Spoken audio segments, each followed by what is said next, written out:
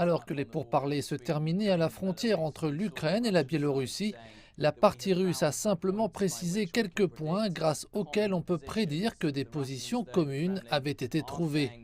Le Kremlin a annoncé une nouvelle rencontre avec les représentants ukrainiens, cette fois à la frontière séparant la Biélorussie de la Pologne.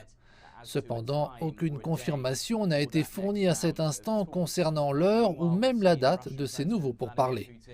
En attendant, le président russe Vladimir Poutine est apparu à la télévision russe évoquant les sanctions économiques occidentales. Il a décrit l'Occident comme l'empire du mensonge. On fait par ailleurs état de nouvelles explosions à Kiev, la capitale ukrainienne. En Russie, on commence à percevoir l'onde de choc des sanctions économiques décidées par les forces occidentales au cours du week-end.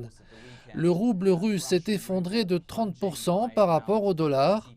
Ici, à Moscou, la Banque centrale russe a dû intervenir pour tenter de stabiliser la situation rendue fragile dans le pays en relevant son taux d'intérêt de base de 9,5 à 20%. Dans les rues, des signes visibles indiquent l'inquiétude des citoyens russes face aux sanctions économiques paralysantes mises en place depuis quelques jours. Les gens font la queue devant les distributeurs automatiques de billets et les guichets bancaires. À Moscou et Saint-Pétersbourg, des Russes tentaient d'obtenir du liquide alors que la valeur du rouble russe par rapport au dollar baissait.